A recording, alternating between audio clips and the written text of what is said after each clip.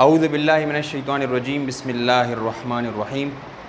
Weekly درس میں آپ سب کا خیر مقدم کرتا ہوں۔ آج ہم پڑھیں گے ایک نئے تصور کے متعلق جو قرآن مجید کے علوم سے متعلق ہے، اسے کہتے ہیں رنگ سٹرکچر۔ رنگ سٹرکچر کا مطلب کیا ہے؟ رنگ کہتے ہیں انگوٹھی کو اور سٹرکچر کہتے ہیں ساخت کو۔ تو اس پر بات کرنے سے پہلے چند بنیادی باتیں آپ کے علم میں ہونی چاہیے کہ قرآن مجید یہ ادب کا ایک شاہکار ہے۔ یہ اپنے معنی کے حوالے سے بھی معجزہ ہے، اعجاز رکھتا ہے۔ یہ اپنے رسم الخط کے حوالے سے بھی اعجاز رکھتا ہے، اور دلچسپ بات یہ ہے کہ یہ صورتوں کے ترتیب اور نزول کے اعتبار سے بھی یہ معجزہ ہے، اعجاز رکھتا ہے، اور اپنے ساخت کے حوالے سے ہر صورت اپنے ساخت کے حوالے سے بھی اعجاز رکھتا ہے۔ اس میں ربط ہے۔ یہ بنیادی باتیں ہیں۔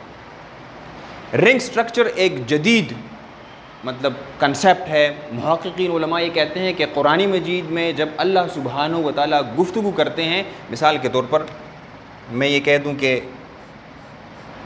یہ مختلف لائنز ہیں، مختلف جملے، یہ ایک جملہ ہے، یہ دوسرا جملہ ہے، یہ تیسرا جملہ ہے، اسی طرح یہ آخری جملہ ہے۔ تو علماء یہ کہتے ہیں، محققین علماء یہ کہتے ہیں کہ جو پہلا جملہ ہوگا، یہ دیکھیے یہ ہلا دینے والا کنسیپٹ ہے، جو پہلا جملہ ہوگا، جو تصور ہوگا، وہ آخری تصور کے بالکل اس میں اس کا عکس ہوگا، مرر، اس کا آئینہ ہوگا۔ اس لیے اس کو کہتے ہیں رنگ سٹرکچر، گول دائرہ، یعنی یہ جملہ اس جملہ سے تعلق رکھتا ہوگا، یہ جملہ اور یہ جملہ آپس میں اس کا کنیکشن ضرور ہوگا۔ سمجھ رہے ہیں میری بات؟ اسی طرح اس جملے کے ساتھ ربط ہوگا، اس پہلے جملے کا آخری جملے کے ساتھ، اور اس جملے کا اس جملے کے ساتھ تعلق ہوگا، ربط ہوگا، اور اس جملے کا تعلق اس کے ساتھ ہوگا۔ تو یہ ایک رنگ سٹرکچر بن گیا۔ کیا بن گیا؟ ایک رنگ سٹرکچر، گول دائرہ بن گیا۔ تو قرآن مجید کو انشاءاللہ اگر وقت ملا تو ہم اس کو اس حوالے سے پڑھیں گے، ان محققین کی تحقیق یہاں پر پیش کریں گے۔ آج یہ آپ کو بات سمجھ آ گئی رنگ سٹرکچر کسے کہتے ہیں؟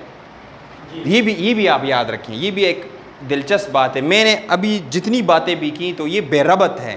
میری پہلی بات آخری بات کے ساتھ اس کا کنیکشن ہوگا، یہ ضروری نہیں ہے۔ آپ نے بھی جو باتیں کی، آپ کی پہلی بات اور آخری بات یہ اس کا ربط ہوگا، یہ ضروری نہیں ہے۔ دنیا کی کوئی بھی کتاب اٹھا کر دیکھیے، اس سے یہ معلوم ہوتا ہے کہ اس میں حکمتیں ہیں، اس میں ہمارے لیے سبق ہے۔ اسی لیے اللہ تعالیٰ فرماتے ہیں افلا یتدبرون القرآن، یتدبرون، تدبر کسے کہتے ہیں؟ بار بار پیچھے دیکھنے کو، ایک چیز کے پیچھے مزید پیچھے دیکھنے کو کہ کیا وجہ ہے، کیا حکمت ہے، اس کو تدبر کہتے ہیں۔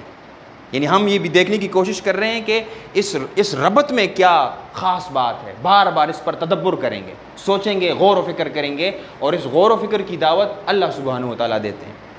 اب قرآن مجید سورہ البقرہ سے ہم آغاز لیں گے۔ تو سورہ البقرہ کی ابتدائی 5 آیات میں نے لکھ دی ہیں، مجھے امید ہے کہ آپ سب کو یہ زبانی بھی یاد ہوں گی۔ اب شروع کرتے ہیں۔ بسم اللہ الرحمن الرحیم۔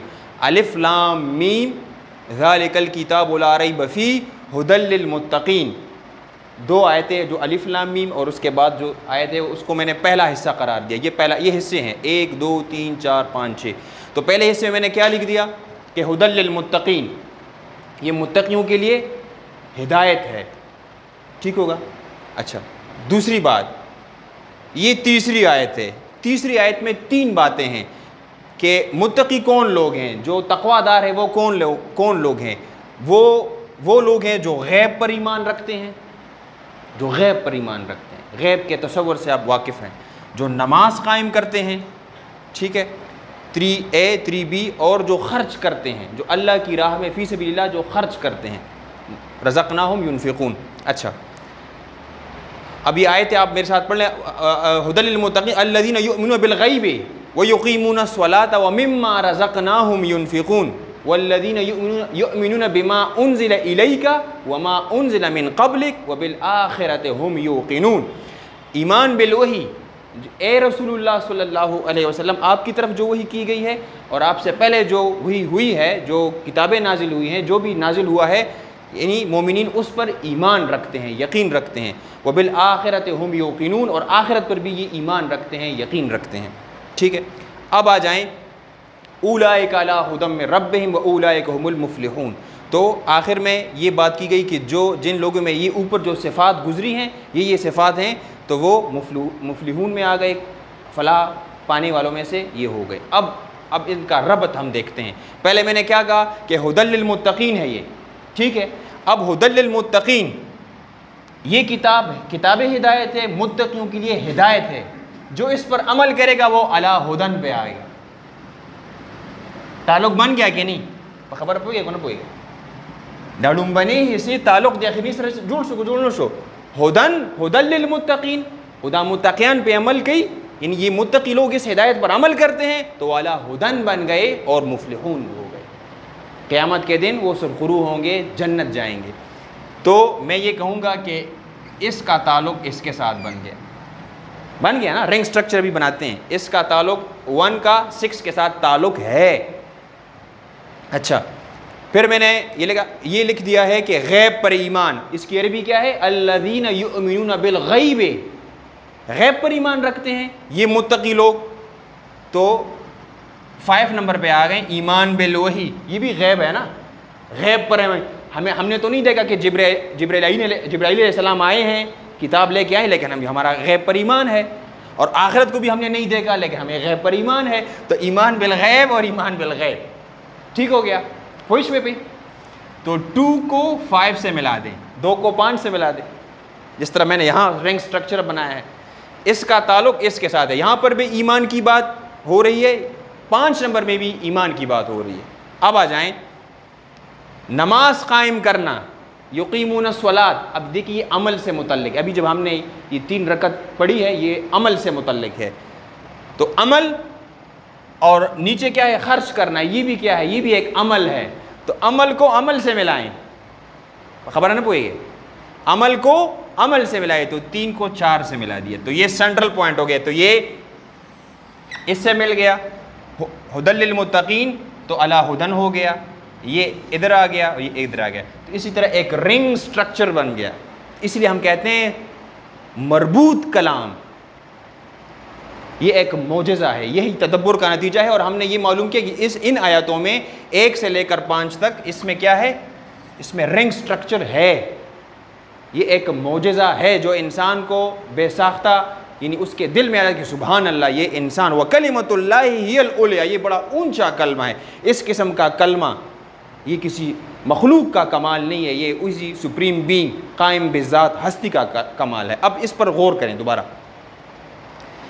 اب اس کا تھیم کیا بن گیا، یعنی مرکزی خیال کیا بن گیا، ان آیتوں کا موضوع کیا بن گیا، غور کیجئے گا۔ سینٹرل پوائنٹ میں 3 اور 4 آیتیں آ گئی ہیں، تو نماز قائم کرنا اور خرچ کرنا عمل سے متعلق ہے، یہ نہیں چدا بر دوم تمنی او دا لاندے دوم تمنی خدا دونے کے نو اسے عمل دی نشتا وی عمل دلارے مل لے گا نا، جو سمرا خبریں مونگا کڑی دی پاگے مانی اس عمل پکارے، جتنی باتیں ہم نے کی ہیں، ٹھیک ہے نا، بادشاہ خان بھی فرماتے ہیں کہ جتنی باتیں بھی دنیا میں اچھی ہوئی ہیں وہ کافی، اس پر عمل کی ضرورت ہے، اگر عمل نہیں تو وہ سارے نظریات، سارے افکار، سارے عقائد باطل ہیں۔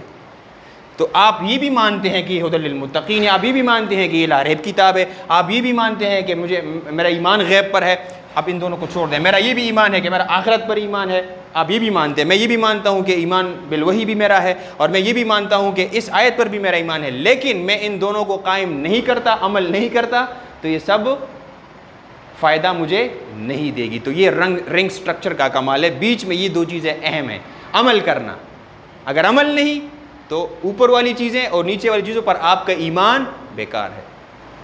تو یہ پہلا حصہ تھا رنگ سٹرکچر کا۔ بنا ہوا کہ میں خبر ہو گئی، سمجھ آ گئی ہے؟ حیران کرنے والا ہے نا یہ چیز کہ بے ساختہ انسان بول اٹھتا ہے کہ یار سبحان اللہ، اس طرح کا کلام دنیا کی کوئی بھی کتاب آپ اٹھا لیں جو کسی نے لکھی ہو، کسی عالم نے بھی لکھی ہو، تو اس قسم کا ربط اس میں نہیں ہے۔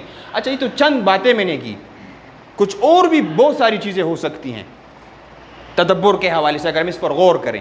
میں جو سمجھا ہوں وہ یہ ہے کہ اس سٹرکچر کا کمال یہ ہے کہ اللہ تعالیٰ، اللہ سبحانہ و تعالیٰ میری نظر میں یہ سمجھانا چاہتے ہیں کہ اگر یہ 2 چیزیں نہ ہو، عمل نہ ہو، تو سارا آپ کا ایمان وہ بیکار ہے۔ تو یہ آج کا سبق تھا رنگ سٹرکچر کے حوالے سے۔